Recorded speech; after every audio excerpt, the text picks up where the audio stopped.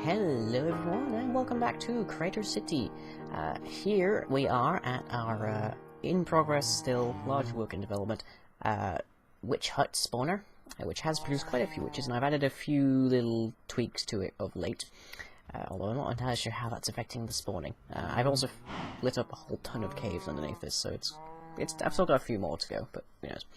Although it's very interesting now that I'm at the point where if I find like one of those tiny little caves, I will find like 2 or 3 creepers in there at once, plus zombies and skeletons and all sorts. Very interesting. But today, we are focusing on Gemini, our double skeleton spawner. And then well, if we have time, I'm going to talk about some plans for the thing. And potentially like this whole section at large. So, hop into my vision and we'll take a look. So, a couple of changes around here. Firstly, we've got these 6 cows who are strung up on these fences. This has changed a bit since I put it down, so I presume someone's been here and tied them back up for me. If so, thank you, whoever that was. And we also have a horse. At last I have a horse. I don't know if this one's particularly fast, largely because I'm used to running around with, like, speed potions, so if this qualifies as fast or not, I don't know, but he's still handy because I can, like, I don't waste hunger, and he can auto climb and stuff, so I just push forward and he goes. Down here we have very little change. I've got a few witches caught, it seems. Just pull out my backup bow here. We can grab these guys. Oh, girls, I suppose. Oh, looks like we've got about 3 of them. Good thing it's a good thing that one's glitching. Ooh, actually we've got quite a few built up back here. And they're taking some hits, but that's actually mostly because they can drink health potions while they're in there. Oh jeez, how many witches was that? Okay, we got a bottle, we got some... Ooh, 6 glowstone, nice. Some gunpowder, nice. Okay, so yeah, those are all just like random drops. Oh, health potion, one of them was a drink, one of them was trying to heal. That's one of the more problematic things of witches, is that they're the only mob that can actually, like, heal themselves. So if I have like a lava trap in there, they will just start drinking it and then they'll probably survive it, and that's a bit of a pain. But over here, I've taken a cue from Monkey Farm. And at the back there you can see our dispensers. Those all have buckets of water in them. And rigged up an interesting little sequence of timers here. So here we have the main one, which has a really long time on it. And then from the output of this, we have a pulse generator here. It has been inverted, or rather it's not been inverted, so it's always on and then blinks off, to control when this second timer is able to run. And this one goes very slow, has a very short time on it. That triggers these 2 little edge triggers, which send out a very brief pulse, which then triggers the dispensers on each level to release their water or pick it up if it happens to be in front of them. Which then consequently means that the witches get flushed out periodically and down to our collection point there. I may change that around to be the other direction. That's perfectly possible, it's not very difficult. Just so that we can then have our witches showing up next to our skeletons, which is probably the main area that people are going to be anyway, because that's where most of our stuff is. The archway hasn't changed. I may pretty things up once I've got it sorted and stuff. But I have added a more decorative entrance or entryway here, rather than just a straight drop into water. And also this keeps the rain out, which is kind of nice for me, because down here you don't see much, but then you just occasionally get the rain coming straight down the shaft here. Ooh, we got a few builds up there. Oop, 14 of them. Alright, well what I've done here is I've expanded the collection hoppers a bit, and that means that it's more likely that the drops will actually fall into the hoppers than into your inventory, which is nice.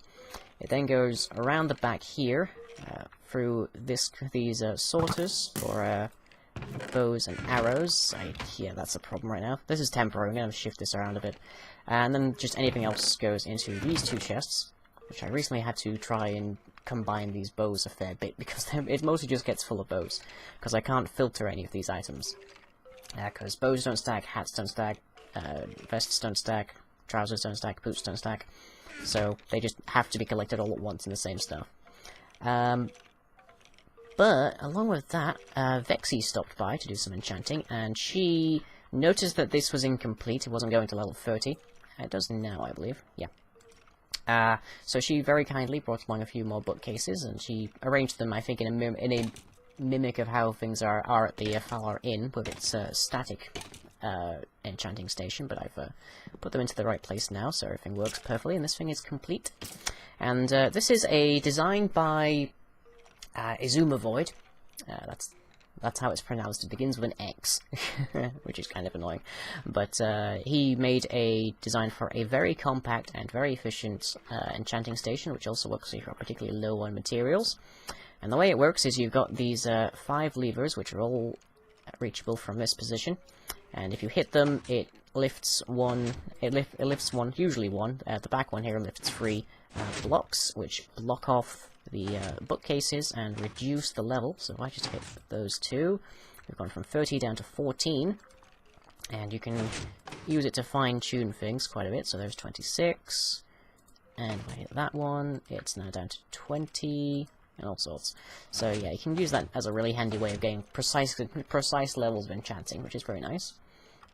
The sugarcane hasn't changed. That's using the same kind of hopper timer as the witch hut over there was, to periodically pulse the pistons at the back there, which is collecting our sugar canes, which we need to make paper.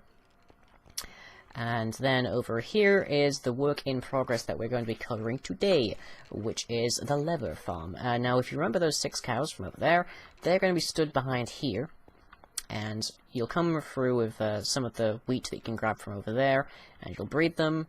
The big cows, the adults, will try to follow you to come towards you, but they won't be able to fit through this space because of these slabs as well as this snow level. But the baby cows will, and they'll drop through here. They'll trigger another timer, which will then wait for about, I think it's 4 minutes or so that it takes for them to grow up, and then it will pump out some lava from these dispensers that we have at the bottom, and they'll burn to death, and they'll drop cooked beef as well as some leather, which goes into the hoppers and comes along here, and it needs to get up into that chest over there to be in reach of the area of the enchanting station, so you can actually make the books there and enchant them, so you can get more precision. But to do that, we need to put wiring for these droppers to pump the items up, and I'm probably going to be... I haven't used item elevators very often, if at all, really. So this is more or less the first one. It's probably going to be fairly emblematic of how I use it elsewhere. Oop, and a stick. Apparently the witches dropped a stick. I'm probably going to use that over with the items over there, so I can move them further out of attack range of those skeletons. But for this, we're going to need a bit of redstone, as always. 8 redstone torches. That number increases the higher up the elevator goes. A redstone comparator, and 5 redstone repeaters. So, let's see if we can figure this out. So, we need to get a signal from this hopper that goes directly into the first dropper, and extend that, and let's see, get our nice little plus shape, so to speak, including the block that this goes on, and then we need 2 there. This one needs to be on 4, that needs to be on 1, so it's a total of 5, or 6 delay, sorry. And that, so that gets over here. This piece is going to shut off this inbound hopper, so that items only go in here basically 1 at a time, which is more or less what happens with hoppers anyway, but this kind of controls it a bit more so things can hop up through these signals in the dropper, so things don't just get stuck in them. And then we need 1 here, going into a block. This is where our torches come out. So we have 1 there, and then we do that. Yeah, so you've got 1 going already, and like that. And we just repeat that until we get to the top, which, fortunately for us, ends in a solid block. Okay, and I have 2 pieces of leather on me, but this system has what's could be referred to as a fluid volume, which is a term I know from my old biology classes, which basically means that there's always a certain number of things inside of it. The fluid volume in your lungs, for example, there's always a specific volume of air inside of your lungs no matter what it's doing.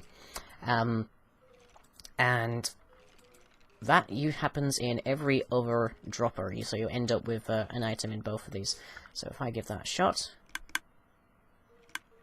Okay, so we'll see there's one here, and there's one there. Those will move out, but they'll be replaced by the next ones coming in. Which could be a problem if you have a very slow farm or something, or a very low produce farm. But it's not a huge issue for us, because we're going to be able to continually create new cows. Alright, so that is our hopper lift. I've been calling it an elevator, haven't I? Yeah. And back here as well, we put in the wiring for the timer and all sorts. But we'll leave that for another day. I have got a more than sufficient volume of iron. I keep going out and getting like stacks at a time, and last time I got about 3 stacks. Let's actually give that a test run with some cobblestone. So we put in these 2 pieces of leather, and we're now going to put in 26 cobblestone. Let's hop up, see what happens. It's very silent when it has that fluid volume. It only makes noise when you first set it up, usually. So, yep, here it comes, at a fairly good pace, roughly about the same pace as the hoppers themselves, I would say. And we've got our 2 leather, and we should end up with 24 cobblestone this time. So let's just leave that for a second while I take a look at how many skeletons we have over here. 26 or so. Yeah, this builds up pretty quickly. I may need to install some kind of dead man switch that this only runs when someone's here or something, or maybe just an off switch generally, because these guys build up quickly, and if you're stood in the wrong place, as you've just seen, you can occasionally get shot. Mostly, I'm trying to build this place up so that it's a functioning and useful place to get experience and level up and whatnot, but it's also a place that's able to provide all of the systems required for doing that, so just by virtue of being here. So my virtue of being here, for example, means that timer is able to run, so the sugarcane is able to complete and whatnot. And I may expand this little wheat section once I've got the cows installed. Which is a funny turn of phrase when you think about it, when I've got the cows installed. There we go, and you might notice that the stacking is a bit off. There is a plugin on the server at the moment for altering the way that stacks are handled, which just increases the number. I don't think it actually increases it beyond a standard 64 count or something, but it's, I don't know that I don't remember the specifics of it. Okay, so yeah. So I've got the skeletons, so I can just have all of the bone meal I need, so I can get all of the wheat that I need to make a food source, because punching these guys gets kind of tiring and hungry at the time. And then you can also bring the wheat back here, and you can get it in, like, split seconds, so it's fine, to breed up all the cows and get a bunch of leather and whatnot later. And then you can come in here and you can reach both chests, so you can grab the sugar canes, and you can turn around, make the paper, and then make the books and whatnot, and enchant to your heart's content at whatever level you want. So that's a pretty handy system. I kind of need a better entryway into here, though, don't I? And I'm probably going to shift this storage around, so maybe it's like on this wall, or I could even have it run all the way over there. And then I'll probably have 3 chests tall, with a capacity indicators on them, so that they'll let you know how full each one is, and I can mark them, and they'll be really cool to have. Because right now all I've got is these 2 depressed ones that are from the filtering, and then these 2 jointed ones now that are just collecting items. Let's just take a look at these and work.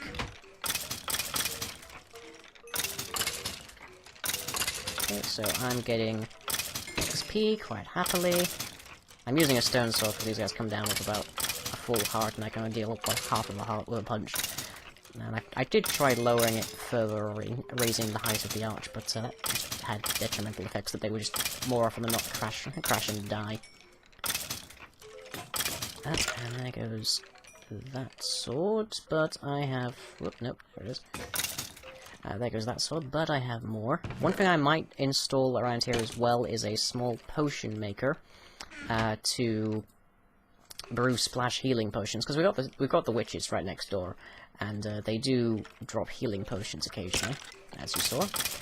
So just add a bit of gunpowder to that, which they also drop, and you can make splash healing potions, which will kill these guys just straight up, which would be pretty handy.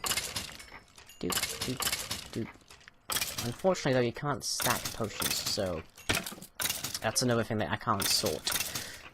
I wish there was some way that I could sort them. Okay, so if I come down here, we should see, yep, bones come in, and over here, there's a couple more bows, and we have gotten a lot of arrows. I don't think I'm going to be wanting for arrows. In fact, I don't think the server in general is going to be wanting for arrows for quite a while, just because we've got 2 skeleton grinders now, although the other one, I would say, is inferior, but that could just be me trying to be competitive and whatnot.